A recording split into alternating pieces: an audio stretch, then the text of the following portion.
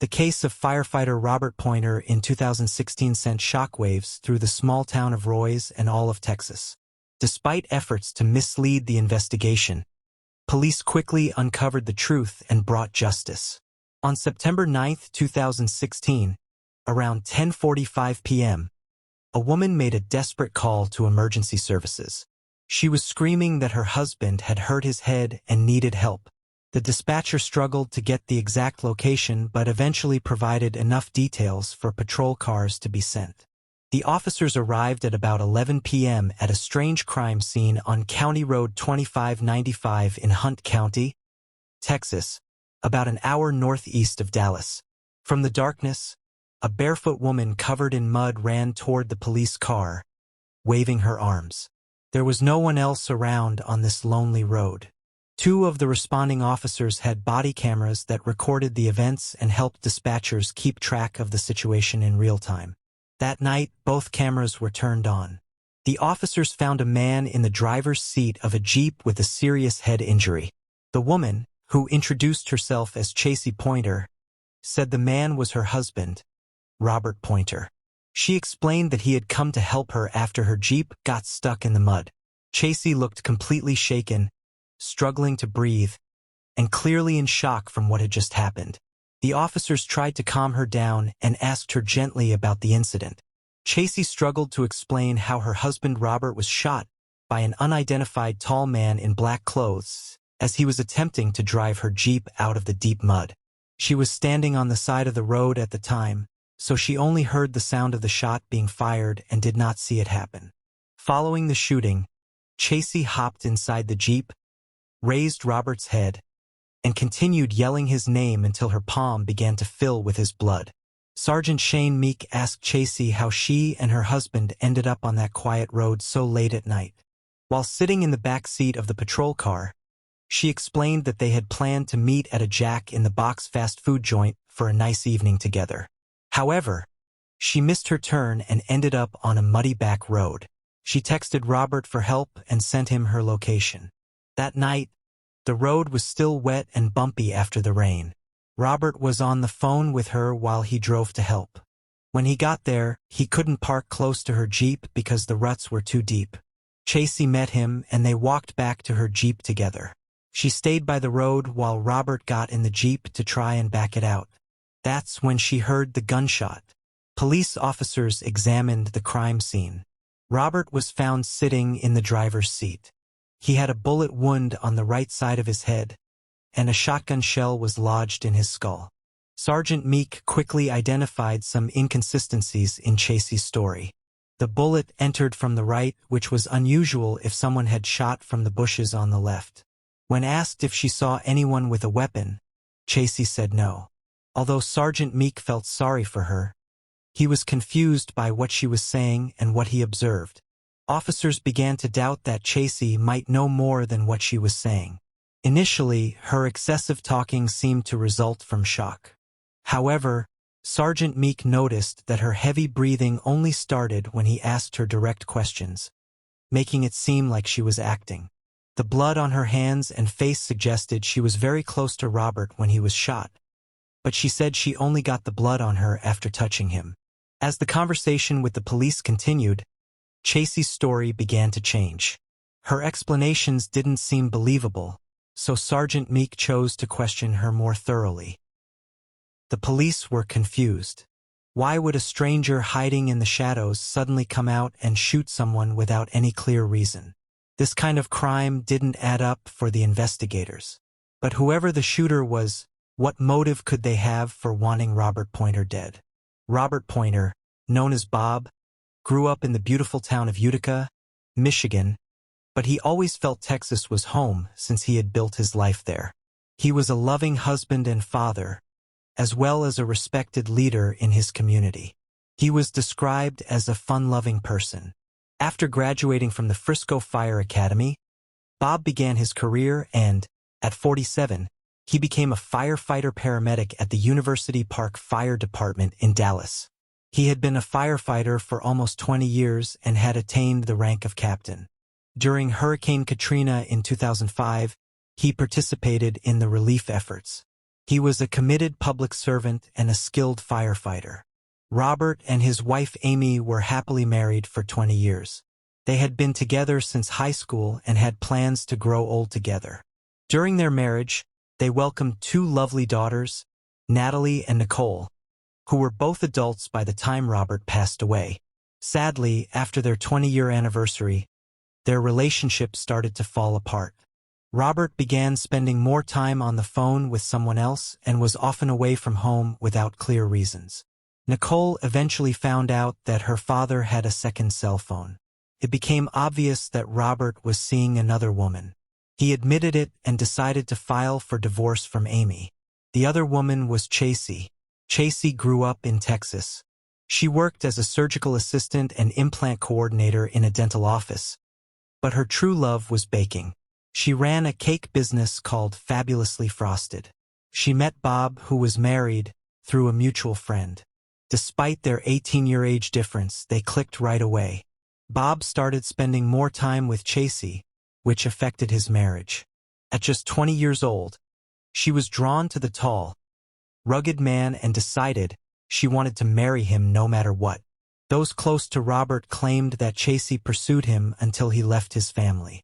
However, Chacey said she didn't know Bob was still with his wife, Amy. In December 2007, Bob, who was 40, divorced Amy and married Chacey, who was 22. 2 years later, they had a daughter named Addison and moved to Chacey's hometown of Royse City. Bob worked in nearby University Park, a quiet and wealthy area. Unfortunately, things soon took a dark turn for Chacey and him. Robert Poynter was a fire captain with over 20 years of experience, always ready to help others in need. So, on that tragic night, 7 years after they got married, it was no surprise that he hurried to assist his wife without a second thought. As the investigation progressed, detectives discovered there was tension in the Poynter household and ongoing marital issues, leading the police to consider the possibility of a planned crime. But could such disagreements really push someone to take such extreme actions instead of just discussing their problems or getting a divorce? During her questioning at the police station, Chacey became calmer and began to talk more openly about her marriage. She confessed that she had been captivated by her husband when they first got married, but nearly 7 years later, the love was gone. While sitting in the back of the patrol car, she chose to express her frustrations. She said she had been young and naive when they wed and that she no longer wanted to be married. It was surprising that just an hour after her husband's death, Chacey was telling the sergeant more about her troubled marriage than about the shooting itself.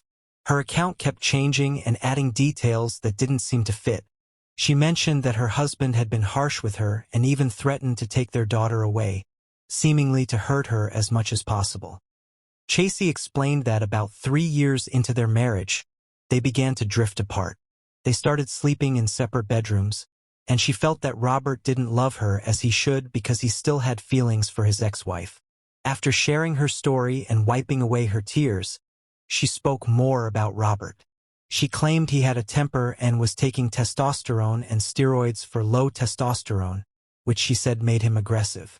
She described moments when, in fits of anger, Robert would pull her hair and throw her against the wall. However, Robert's ex-wife Amy didn't believe Chacey's accusations. She insisted that Robert's testosterone levels were normal and that he was usually calm and in control of his emotions. Robert's daughter Natalie, who lived with them for 6 months, also stated she never saw any abusive behavior from her father towards Chacey. Despite these challenges, Chacey claimed she had genuinely tried to save their marriage. Over the last 2 years, she focused on changing herself, running every morning, sticking to a strict diet and working out to lose weight. In total, she lost about 45 pounds, changing her appearance and boosting her confidence. However, Robert preferred the curvier Chacey he had first met. Undeterred, Chacey started seeing other men. Her affairs became so common that she barely tried to hide them anymore. One day, Robert's daughter Natalie accidentally found an open Facebook page on Chacey's computer filled with inappropriate messages from different men. She told her father about it.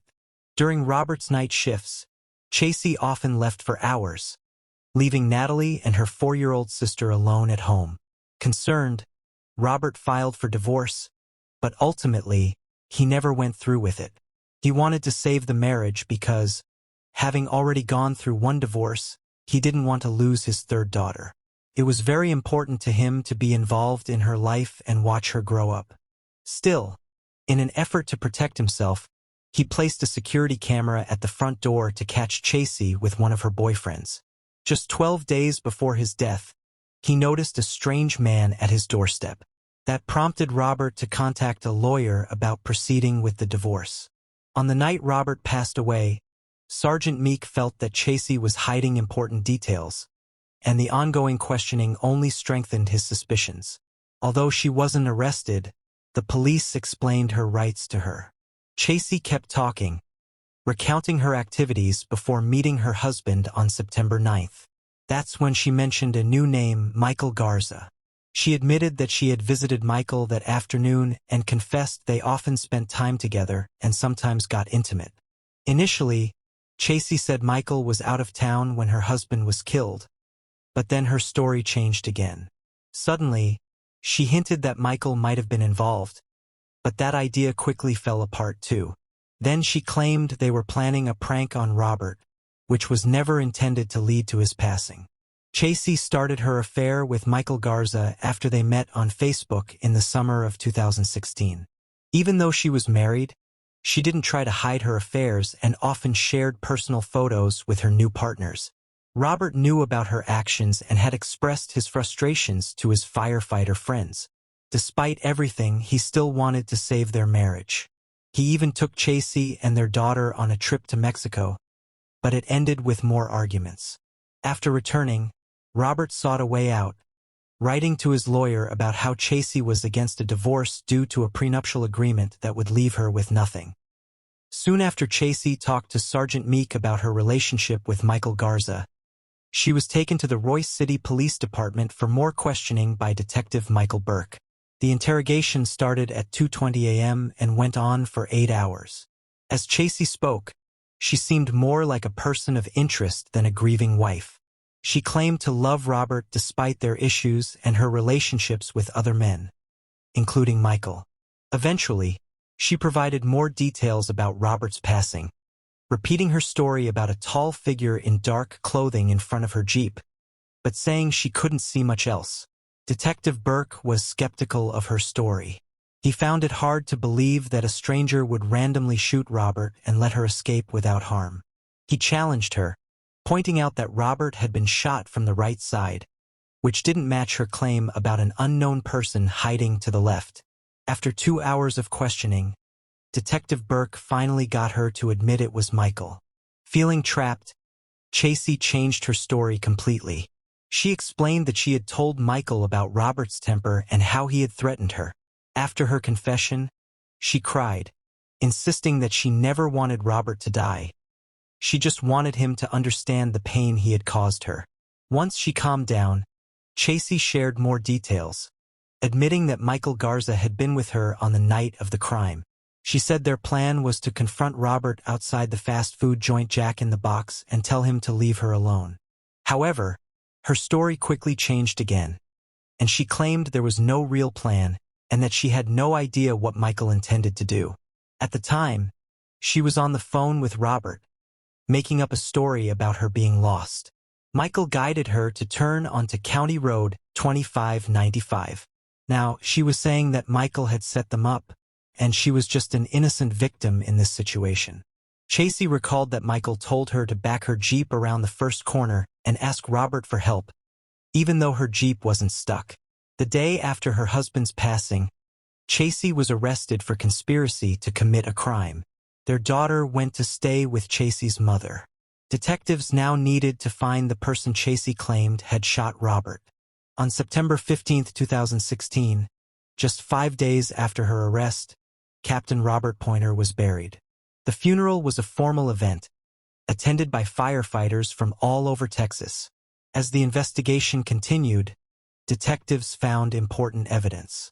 Just a day before he passed away, Robert had messaged his divorce lawyer on Facebook, saying he was thinking about a surprise move. The next day, he was killed. Was it just a coincidence? A few months before the murder, Chacey had convinced Robert to change his life insurance policy, making her the primary beneficiary instead of his daughters. The policy was worth nearly $685,000, which raised questions about her motives. Prosecutor Calvin Grogan announced that investigators had found a lot of digital evidence. After the beneficiary change, there were many text messages showing that Chacey was looking for a way to free herself from Robert. These messages were exchanged with various lovers, including Danny Mims, Brad Golden, Sean Butcher, and Michael Garza. Prosecutors believed that once Chacey became the sole beneficiary, she started manipulating Michael Garza, convincing him that Robert was a threat to them. Chacey knew how to manipulate the situation. She didn't directly ask anyone to kill her husband, but instead presented herself as a victim of abuse. She told her lovers that she was trapped with a cruel husband. During a trip to Mexico meant to fix her marriage, she messaged Michael, saying Robert would come after her. That's when Michael expressed his willingness to murder Robert, which fit perfectly into Chacey's plans. Brad Golden, another of Chacey's lovers caught on surveillance, later said she had deceived him as well. He claimed he didn't even know she was married. Chacey had told him she divorced her ex-husband in 2014 and was being stalked by him. She shared scary stories about Robert, making him seem like a terrible husband. After learning he was wanted, Michael Garza turned himself in. He was charged with killing Robert Poynter. With both individuals in custody, investigators wanted to find direct evidence linking them to the crime, and they succeeded. 5 weeks later, a farmer found the murder weapon, a shotgun, while plowing his field, less than a quarter-mile from where Robert was killed. The shotgun was still loaded, and forensic experts confirmed it was used to kill Robert. From Chacey's strange behavior on the night of the crime to her eventual confession about Michael, investigators became convinced that she was determined to get rid of her husband. On July 10, 2018, Michael Garza went to trial. He pleaded not guilty, but when he took the stand, he made a shocking claim. He blamed Chacey, saying he had given her his brother's shotgun for protection, believing her abuse stories. He suggested that Chacey was the one who shot Robert. Michael also told the court he couldn't have committed the crime because he had been at his family farm taking care of a sick animal and hadn't gone anywhere else that evening. Michael Garza initially refused to testify, but a shotgun found near one of his shirts in a field close to the crime scene a month later linked him to the murder. His cell phone was also tracked to the same area on the night Robert was killed, making his claim of being busy with a sick cow questionable. In July 2018, Michael went on trial for the crime but shifted the blame to Chacey Poynter, saying he only gave her the shotgun for protection, believing she was a victim. The prosecutor showed text messages Michael sent to Chacey just days before the murder, which weakened his alibi. On July 20th, Michael was found guilty and sentenced to 99 years in prison. At 45 years old, he is currently at the Michael Unit, a maximum security prison in Texas, and is eligible for parole on September 10, 2046. In 2020, Michael appealed his conviction, but the Fifth Court of Appeals in Dallas upheld the ruling. However, it's clear that Michael couldn't have lured Robert Poynter to that road by himself. Only Chacey could have done that. Prosecutors used Chacey's text messages to show that her feelings for Michael were actually part of a scheme. Chacey's defense lawyers argued that she had nothing to do with the crime and presented her call to emergency services as evidence of her innocence. They claimed that if she had planned a crime, she wouldn't have called for help immediately after. Chacey chose not to testify in court. Instead, the jury spent 2 weeks going through hours of her interrogation footage, which clearly showed what happened. Finally, it became clear that Chacey and Michael had planned the crime to profit from Robert's life insurance policy. She had hoped for an accident at his job, but when that didn't happen, she moved to stage a robbery. Michael was supposed to burn Robert's truck and clothes afterward, but Chacey's call to emergency services prevented that part of the plan from happening. After 4 hours of discussions, the jury found Chacey guilty of planning her husband's death. Throughout the trial, she maintained her innocence. In June 2019, the jury sentenced her to life in prison with a chance for parole after 30 years. Chacey appealed the verdict, claiming she wasn't properly informed of her right to an attorney during her first interrogation.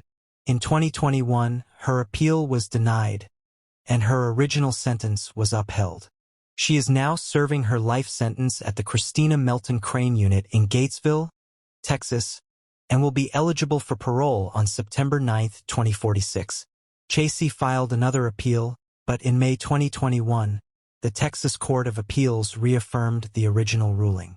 The life insurance payout from Robert's policy was divided among his 3 daughters. His youngest daughter, just 6 years old when he died, is now 14 and lives under joint guardianship with Chacey's parents and Robert's parents. What do you think about this troubling story? Did Michael Garza really decide to murder Robert on his own? Or was it Chacey the one who planned it? Thank you for watching. Please subscribe to my channel for more true crime content. See you next time.